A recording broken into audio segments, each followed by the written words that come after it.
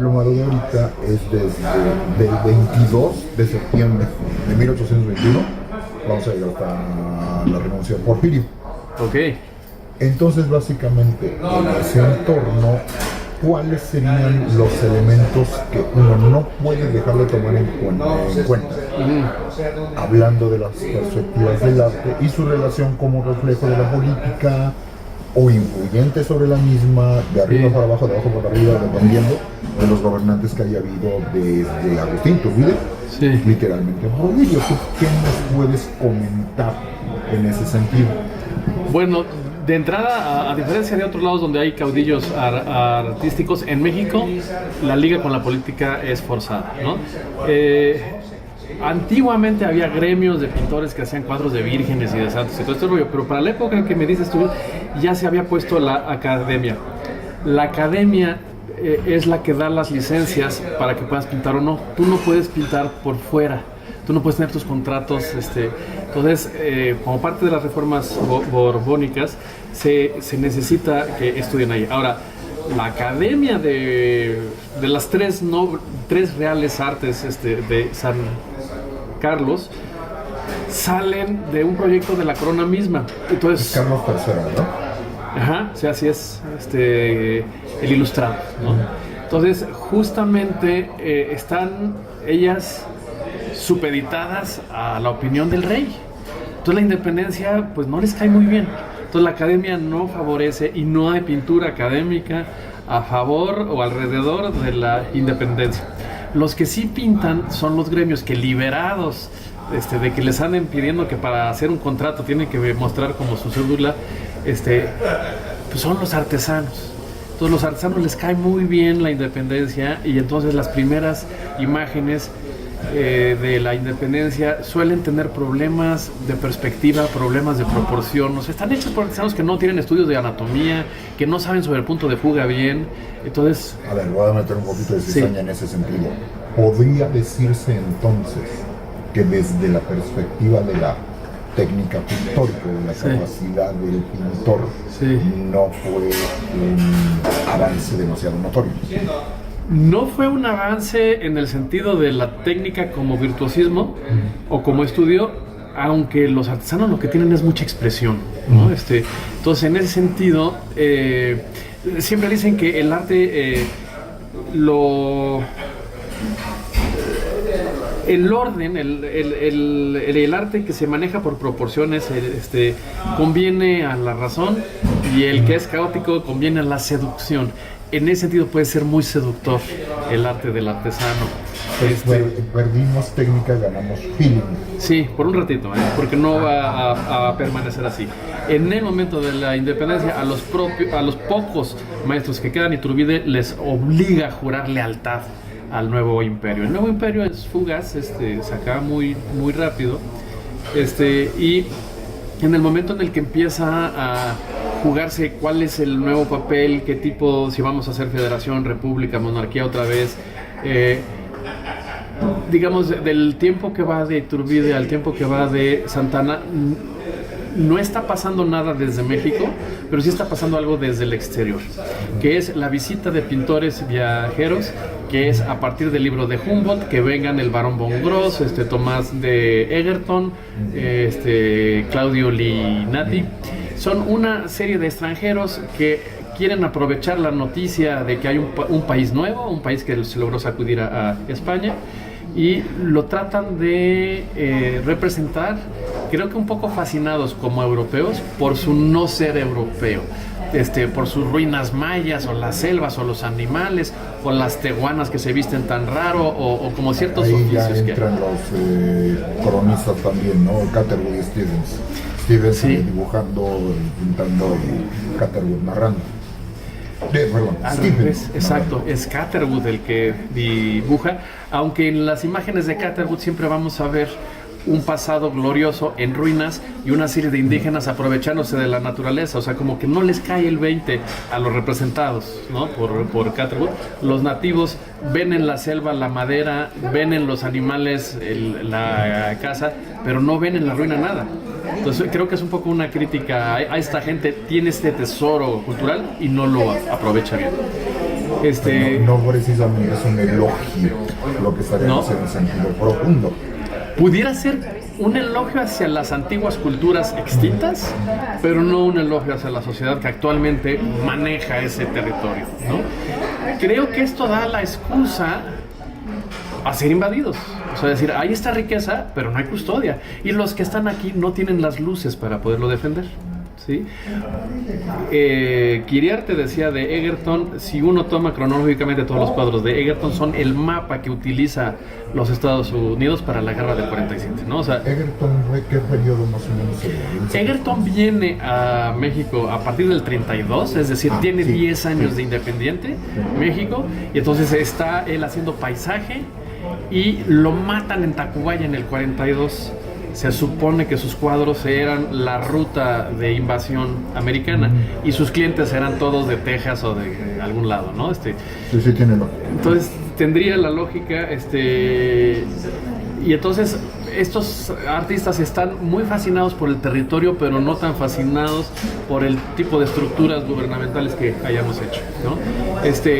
Cuando Santana entra, lo primero que él decide fomentar y reestructurar es la academia, porque le parece que buena falta hace. Y como no hay dinero, decide apostarle a apostar. Es decir, sabe que todos los mexicanos sueñan con algún día ganarse la lotería, ¿no? Creemos mucho en el azar. Y entonces él hace la Lotería Nacional para la Asistencia Pública, tengo entendido, con esas características. Lo que pasa es que la Lotería Nacional en sí nace en 1770. Sí, bueno, las características que él pone es el dinero de la lotería se va a destinar a los pagos de sueldos de la academia para poder conseguir maestros nuevos. Muy bien, ¿sí? Y los maestros, los pocos que quedan, o no son buenos, o como tenían sus lealtades hacia España, se regresaron. Entonces él pide que se busquen maestros nuevos, con el truco o trampa de prometerles lo que haga falta para que vengan. No se les va a cumplir, pero el chiste es que vengan. Y ya estando aquí y se enteren cómo están las cosas, si no les gusta, que se regresen nadando, si pueden, ¿no?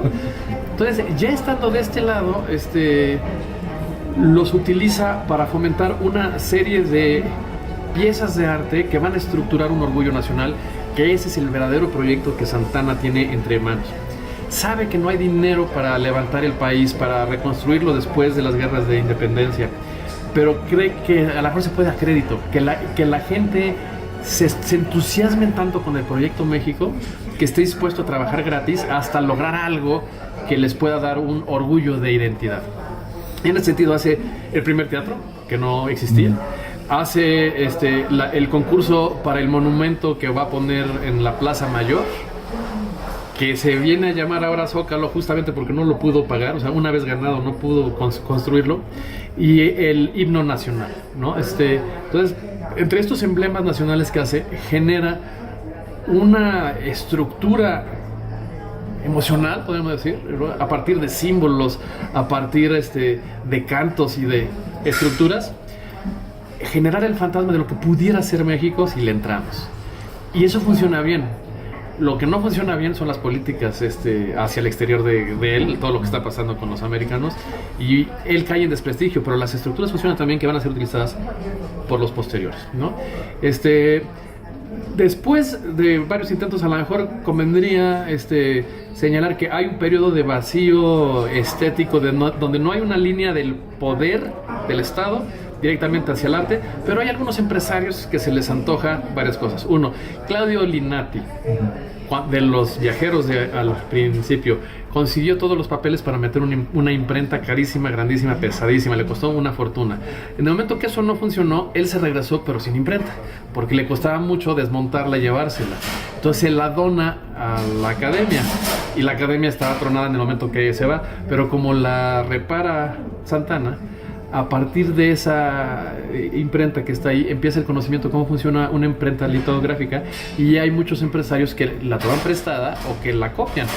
y entonces va a ser la época de las litografías de viaje, estos portafolios, en donde en un solo portafolio vienen varias imágenes de Zacatecas, Guanajuato, Oaxaca, Veracruz. Y muchos de los tipos físicos, ¿no? De los tipos sociales. Los tipos físicos, Linati los había hecho desde un principio.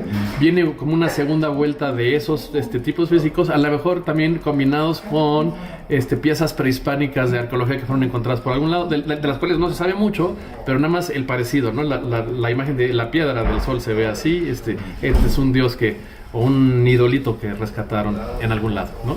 Entonces, estos portafolios, la verdad es que la intención es que sean comprados por los turistas, por los viajeros que ahora entran, salen, porque cuestan mucho menos que un cuadro.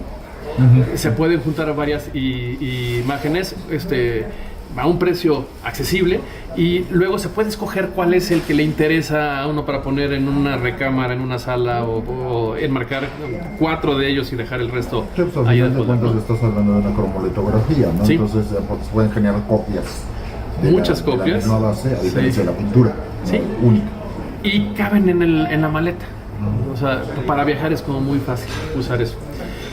Y todo esto va a seguir así sin que tenga demasiado vigilancia, pero en esa época las imágenes lo que están tratando de vender es un lugar digno, un lugar limpio, un lugar de baja criminalidad. Esto puede que no sea cierto, pero esa es la imagen que se quiere dar. Un lugar que, digamos, no le pide nada a Europa, y que trata de compararse con a lo mejor ciudades españolas o italianas, ¿no? Eventualmente va a llegar Maximiliano. Y Maximiliano lo primero que hace, a mí me parece un poco patética la manera en la que él llega, porque en realidad el poder pues no lo tiene completamente. Es decir, él está puesto por alguien que está arriba de él. Entonces, si él es emperador, ¿qué título le damos a aquel que lo puso como emperador, ¿no? Y hay una fascinación por los mexicanos hacia todo lo que va a lograr este príncipe austriaco, que es Borbón, y por lo tanto Habsburgo. Perdón, sí, exacto, Habsburgo, justamente, y por lo tanto tumbaría las reformas borbónicas o las reformas de Juárez, que en realidad son como las borbónicas, sí, en una segunda vuelta. Es decir, es regresar a antes de los Borbones, ¿no? Entonces, el hecho de que él sea Habsburgo los ayudaría a eso. Todos los papeles de gobierno importantes se los había llevado Juárez. Y entonces lo poco que queda son los archivos de Santana sobre las cosas que Santana quería hacer y no pudo hacer. Y entonces hay una continuación con este plan de emblemas mexicanos. Hay un remozamiento de la Plaza Mayor, que ahora ya podemos conocer como el Zócalo, por el miedo de que él no duerma en la ciudad y de repente se le tienda una trampa y quede emboscado. Es que se desarrolla el castillo de Chapultepec, dejando de ser cuartel y pasando a ser una habitación imperial, o una residencia imperial. Para los que no saben, creo que es importante mencionar que él es el que ordena que se remoce, que se adecue a lo que serían las características de un palacio. Sí. Y es lo que implica el surgimiento de lo que ubicamos, que no es el original, obviamente, el Alcázar. El Alcázar es donde iba a vivir. Aunque las decisiones finas son de Carlota. Uh-huh. Es un proyecto que le avienta a la esposa un poco para respirar, ¿no? Y que ella se ocupe, tenga una... Oye, una pregunta, en ese plano, hasta donde tú tienes entendido, ¿qué es lo que le va a impedir al gobierno de Juárez, que ellos tomaron el poder 6 años antes de que llegara Maximiliano, como para poder haber desarrollado algo, o es mínimo, o qué es lo que tuvo? ¿Desarrollado que hacia el arte? Uh-huh. Sí, toma en cuenta que él tomó el poder en el 58, la Constitución se generó en el 57. ¿Hay alguna traba, Son limitaciones mentales, creo yo, dentro de la lista de prioridades de qué se necesita para que el país por fin funcione. Juárez tiene muy claro que va a funcionar a partir de un marco legal, y siendo abogado lo tiene clarísimo. La parte del arte no es algo que él maneje o que le parezca importante. Él lo ve del lado insisto, no sé si le interesa o no le interesa, pero claramente él cree que hay prioridades más importantes que esas. Entonces, por eso no se trató el tema del arte cuando Juárez toma. Lo que se está tratando de hacer es generar un marco legal para que las cosas funcionen bien. Yo creo que también influye el problema de los enfrentamientos, ¿no? Inicia casi con la guerra de reforma. Sí. Y no acaban de salir de la guerra de reforma cuando ya tomaron su parte de poder los conservadores, que van a terminar trayendo a Maximiliano. Entonces sería comprensible que las prioridades estén en otro lado, ¿no? Todo el siglo XIX están los enfrentamientos entre estos dos. O sea, de hecho, eso no se va a calmar hasta Porfirio. Es interesante que a pesar de los confrontamientos, los otros sí lo hagan. Juárez no lo hace en la primera vuelta. Va a entender que es importante cuando regrese. Pero en un principio es Maximiliano el que pone una pauta de cómo se debe de desarrollar un proyecto de Estado ligado a las artes, y decide que es imperdonable que México no tenga los retratos de los héroes de la patria. Entonces, en la Galería Iturbide manda a hacer una colección de retratos en donde se pueda captar el parecido de las personas que hicieron la historia de México, y más específicamente la independencia. Hay algunos que sí se sabe cómo se ven, pero hay otros que de plano no. En el caso que no se tenga el parecido, se inventa. Y Maximiliano se encarga de que se invente de acuerdo a como valores e ideales que se quieren plantear. En ese sentido, al cura Hidalgo nos lo hacen muy viejito, y a Allende lo ponen con una franja Habsburgo en el pecho, como diciendo, él es el que está destruyendo las reformas borbónicas y regresando a los Habsburgos al poder, y Maximiliano es la representación de la culminación de esa lucha.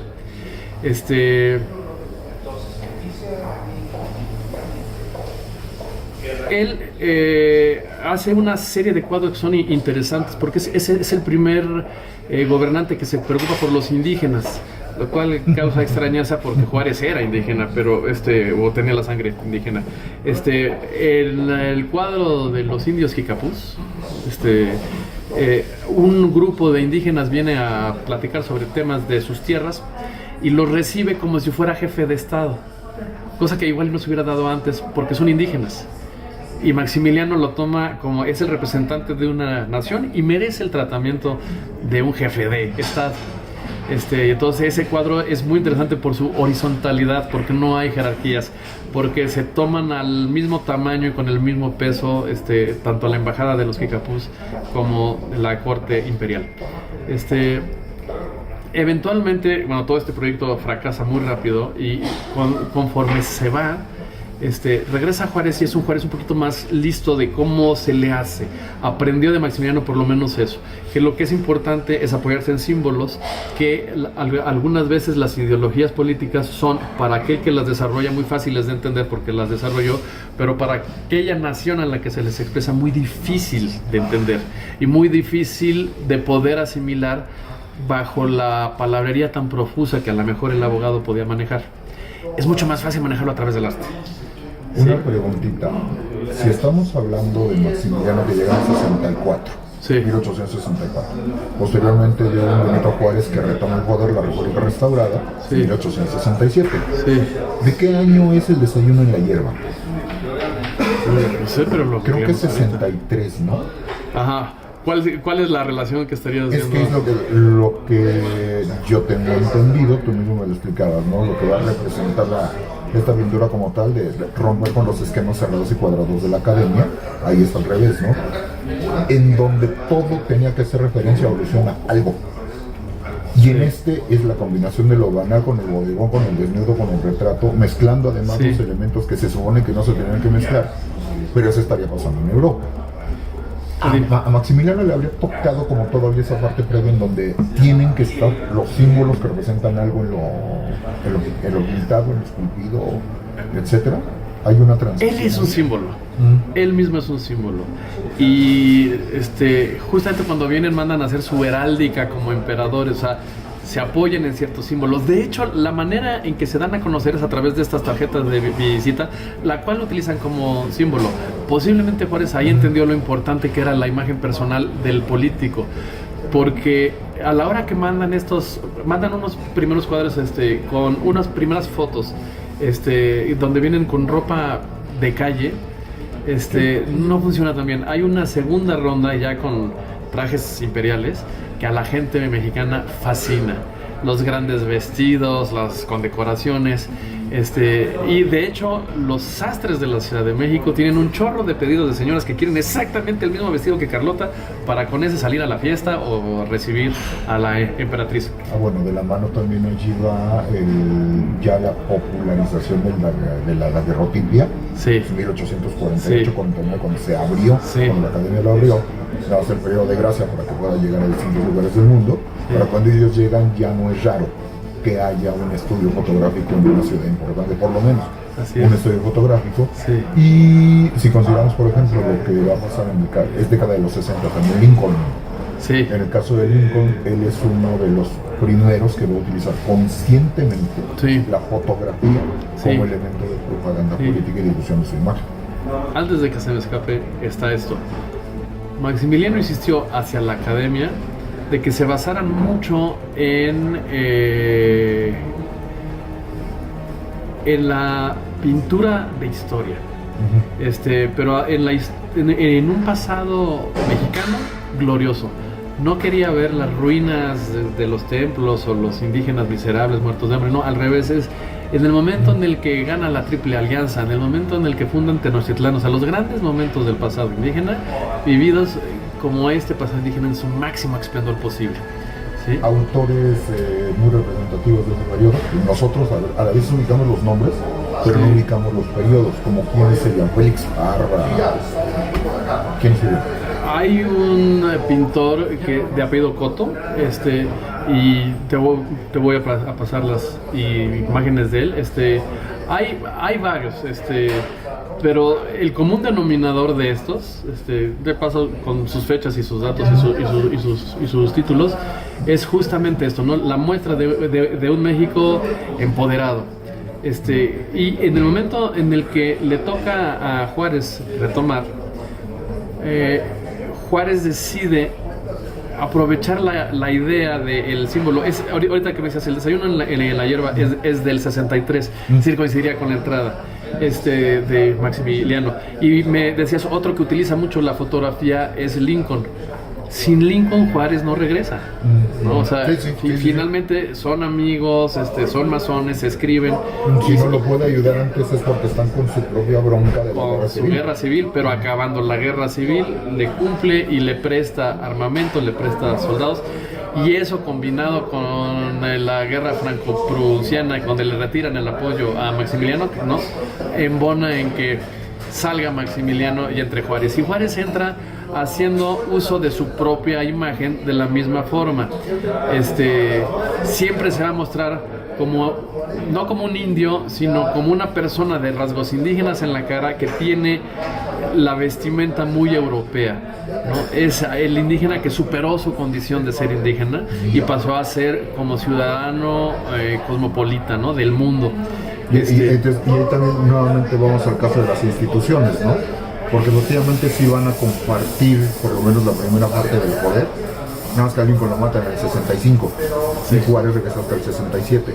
Pero entonces ya dejó las bases Lincoln para que institucionalmente pueda haber esta conexión entre México y Estados Unidos. Así es. Y de hecho, bueno, prácticamente desde la independencia había muchos que les había gustado la manera en que se había estructurado ese país. Yo, según tengo entendido, solo había dos grandes grupos: aquellos que quisieran emular un país europeo sin ser Europa, y aquellos que quisieran emular a los yanquis sin ser yanquis, ¿no? Pero con ligas en ambos casos hacia aquella fuente o origen de esas estructuras.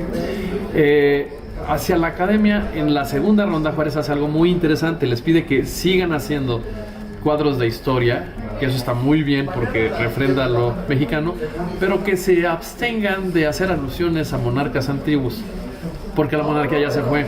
Que sería mejor si hicieran alusión en el momento en el que la monarquía se da cuenta de que no merece al pueblo, como Quetzalcóatl descubriendo el pulque, el Quetzalcóatl rey. Cualquier mensaje descentralizado, ¿no? Aquí hay un pintor de apellido Obregón que sería el que funcionaría, el Senado de Tlaxcala, ¿no?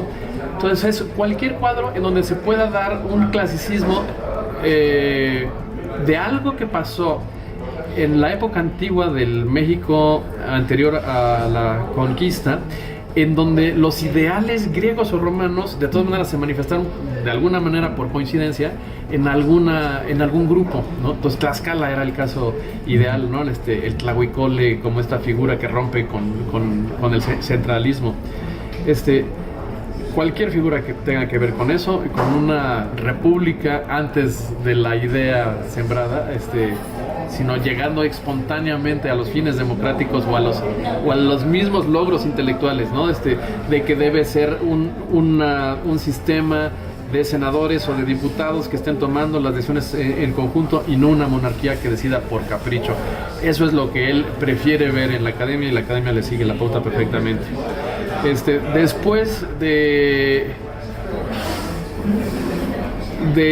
el problema que tiene él, Juárez, con Porfirio Díaz y con no darle las recompensas del tamaño que Porfirio Díaz hubiera querido, Porfirio Díaz entra en pugna y en el pleito de estos dos la prensa empieza a favorecer a Porfirio Díaz. Entonces es muy importante cómo la figura y la imagen de Benito Juárez pasa de ser indígena que se ha superado a la caricatura política de la época que lo destroza y lo hace parecer como una cucarachita. Lo ponen las cejas tan largas que parecen antenas, le ponen la levita como si fueran las alas, lo ponen encorvado y lo ponen, pues de una manera lo ridiculizan para que no tenga el peso, y en cambio las apariciones de Porfirio Díaz en la prensa siempre es como gallardo, alto, mucho más claro, fuerte, joven, y eventualmente ganará. Una vez que entra Porfirio Díaz, lo que se va a dar, dices que están viendo solo la parte del siglo XIX de Porfirio Díaz. No llegamos hasta, sí, okay. Hasta la despedida, pues. Hay varios cambios a lo largo del porfiriato. Lo primero que él hace es seguir con la pintura de historia, pero ahora al revés, ahora se trata de centralizar. Entonces cualquier referencia a cómo Moctezuma era el gran Tlatoani y cómo hay una especie de herencia de recibir de todos los confines del territorio de México una especie de destino manifiesto, que se diga, él tiene que gobernar a alguien justo en el centro y ese va a estar apoyado por los dioses, ¿no? Por todas las fuerzas invisibles. Le gusta a Porfirio Díaz. Entonces va a haber muchas imágenes de a lo mejor Cuauhtémoc, o a lo mejor Moctezuma, de figuras sobre todo épicas, siendo militar él, recibiendo como el pedir de todo el pueblo y diciendo: yo me encargo, yo los protejo, yo los defiendo, yo soy el héroe, ¿no?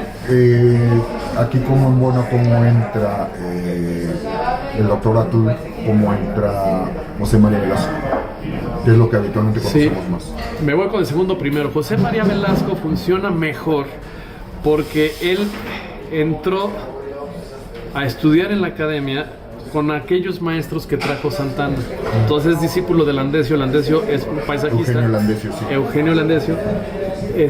Y José María Velasco, en realidad, nació en Toluca, era hijo de una familia que hacía rebozos, pero cuando entra a la academia, estudia paisaje, le entusiasma eso, y el tipo de paisaje que hace es muy particular si se pone en el contexto de que en la misma época está pintando Turner, están pintando los naturalistas, ¿no? Friedrich, entonces es como este paisaje abrumador, inmenso, que sobrepasa al hombre y el hombre es como cosa pequeñita.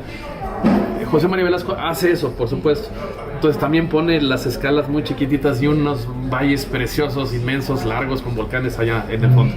Algo interesante es que su composición sigue siendo la del rebozo. Hace grandes tiras de cielo, seguidas por grandes tiras de volcanes tan altos que están congelados, seguidos por volcanes que están calientes y activos, seguidos por el lago, seguidos por la ciudad, seguidos por las afueras de la ciudad, seguidos por siempre un primer plano en el que hay unos turistas viajando o algo. Entonces se puede leer en multiplicidades de planos. Como rebozo. Son franjas. Pero eso será motivo de una plática, pero sí, a lo mejor ese tipo de estilo le llamó la atención a Sergei Eisenstein. porque Eisenstein decía que le fascinaban los relosos, Sí. y le fascinaban los zarapes. Y él decía que quería hacer una película que fuera como eso, exactamente. Que viva México es eso, ese es un zarape. Creo que lo pone muy claro en las escenas en la ciudad de él. Posiblemente. En el caso específico, Velasco aprovecha esa inmensidad de la naturaleza para siempre aventarte en algún lugar, si lo buscas. A veces es obvio, un elemento de progreso industrial. Un ferrocarril que va de aquí a allá, o sea, de aquí hasta el infinito, Pero rapidísimo. decir, ese vendría siendo como el disruptor, ¿no? Es el que te va a romper todo. Sería un disruptor hacia los naturalistas europeos, pero sería la razón por la cual lo adora Porfirio. No, sí, Es claro, decir, sí. porque en Sí, esa... me Sí. refería a la conversión de la imagen. Sí, claro. Pero si tienes las capas, Sí. y Sí, lo hay, atraviesa. lo que lo une es justamente la industria, ¿no? Allá en las afueras está un camino demasiado recto que se ve trazado por un ingeniero. Más allá está una fábrica. El humo de la fábrica se interpone en la línea de los volcanes. A él le toca vivir un México que se está transformando a una serie de fábricas y a un proceso industrial que apenas está agarrando con Porfirio, ¿sí? Y entonces se vuelve en el pintor oficial, se vuelve en uno de los grandes líderes de la academia, posteriormente en el director de pintura, y Velasco determina que el impresionismo no puede entrar a México. No, es gente amateur, no sabe de perspectiva y de anatomía y no ¿En traza. qué categoría entra? Sería, si lo tuviéramos que encontrar dentro de las categorías europeas, sería un neoclásico muy cerrado, ¿no? La pintura muy horizontal y las ideas del Estado por encima de todo. O sea, el hombre es pequeñito y la nación es muy grande. Vale la pena sacrificar, si tú quieres 2000 pequeñitos a cambio del gran bien de la nación, ¿no? Entonces, son esos discursos de todo esfuerzo debe de hacerse por la patria, ¿no? Simultáneamente con eso se hace el estilo neoindigenista, que sería el Cuauhtémoc de Insurgentes. Claro. Un estilo que combina pirámide maya, azteca, Sí, mexica, sí. mixteca, ¿no? Su interpretación de Hay decoraciones como de varios lados. década de los Sí. 80, si mal no recuerdo, si Así no, es. 83, Así si no me ubico. Así es. Y la idea, sin ser atea, de sustituir lo religioso por lo civil nacional. O sea, hacer una especie de paradas de viacrucis, pero del Estado, que es paseo de la Reforma. Está este héroe y este héroe y este héroe.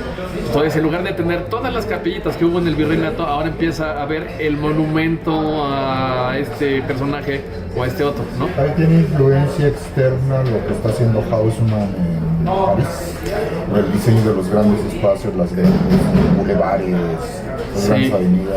Sí, aunque posiblemente de Boulevard le había ganado Carlota, Sí. ¿no? Con su Boulevard. Bueno, exactamente hablando, de hecho, si mal no ubico, por lo menos la idea se genera la del Colón Sí, con Maximiliano. No le toca a Sí. Maximiliano por razones obvias, sí, ¿no? sí. Pero entonces sobre esa idea es donde van a empezar a mirar los demás. Sí, la idea del Colón es súper interesante porque había dejado... Es Cordier, ¿verdad? Cordier. No te sabría decir en este momento, no te sabría decir cuál, pero te lo busco. Tiene el caballito que habían dejado desde el virreinato, Claro, sí. estaba solito, y como Tolsá. lo hizo Tolsá y lo hizo para la Plaza Mayor, pero por los problemas de la Sí, independencia, Iturbide lo había primero tapado y luego lo había pasado a un primer momento a la universidad y luego lo habían de plano sacado de la ciudad, por ahí por rumbos de la colonia Guerrero, ahí donde hubiera pastizales para que no lo viera nadie. Lo interesante es que ya había crecido lo suficiente como para estar ya incorporado dentro de la ciudad, y lo que Porfirio hace es respetar esa imagen que es la de un soberano europeo, poner el Cuauhtémoc sobre esa misma línea que es Reforma. Anteriormente Paseo de la Emperatriz, pero Juárez hizo a bien para celebrar a Carlota, cambiarle el nombre a Paseo de la Reforma para que doliera más. Y si estaba este emperador español y este emperador mexica, poner en medio a Colón como intermediario entre ambos. Y todo eso le daba un sentido de por qué están esas 3 esculturas sobre una línea y por qué exactamente en ese orden, ¿sí? Y se generaba un discurso. Conforme fue evolucionando, A Porfirio le toca el suyo. sí, y problemas que tienes cuando te decía del Via Crucis, a la gente le gusta mucho el paseo que se hace hacia el castillo, que además tiene ahí en la base el monumento a los niños héroes, el de él, el que es una especie de obelisco pequeño, y la gente reacciona muy bien a las figuras de bronce con vestimenta virreinal. No reaccionan bien a las indígenas. Por eso no les gustan No les gustan los indios verdes. Ellos dicen esos adefesios, esos monigotes antiestéticos que los turistas y los extranjeros que nos vienen a visitar creen que son obras de los antiguos. Pero cuando se enteran de que son nuevas, seguramente nos van a calificar de retrógrados, de incivilizados, de primitivos.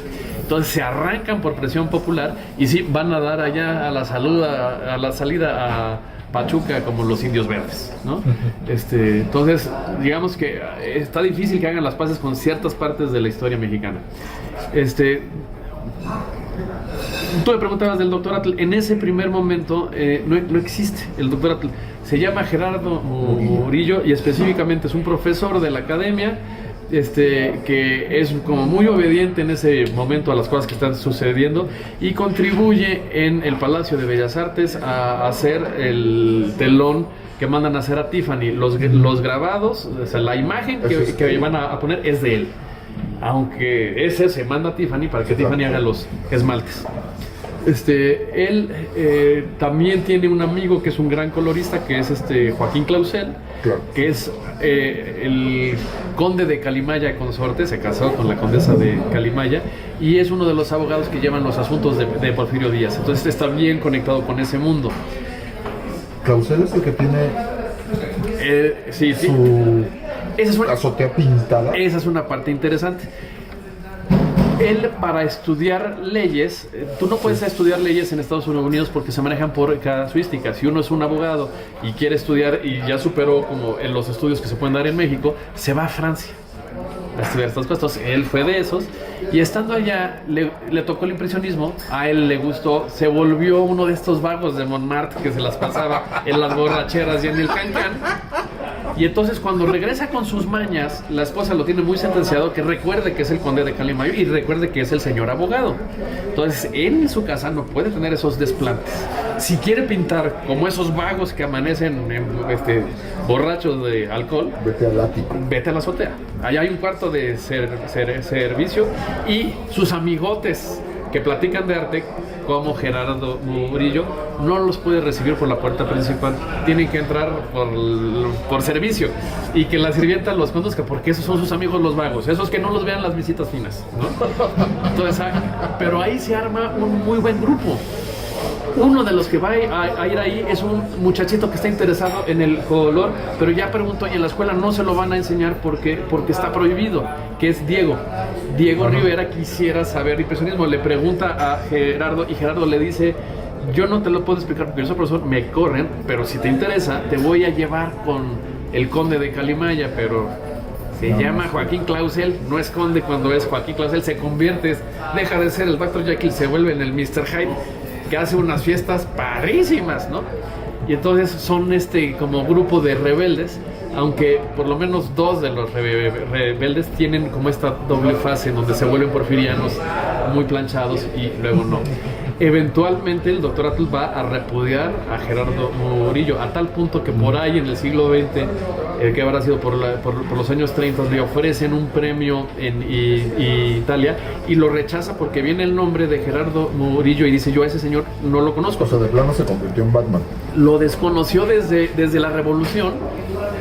Él dice: Gerardo Murillo está muerto, era un pintor de academia y de las élites, y salió el revolucionario Dr. Atl, coronel carrancista, ¿no? Entonces no me ven en cuenta lugar. Tuvo esa. Perdón, sí, yo creo que sí le dejamos porque los dos tenemos clase. Va. Entonces, Ojalá te sirva. no, sí, a huevo, pero yo te- falta, güey.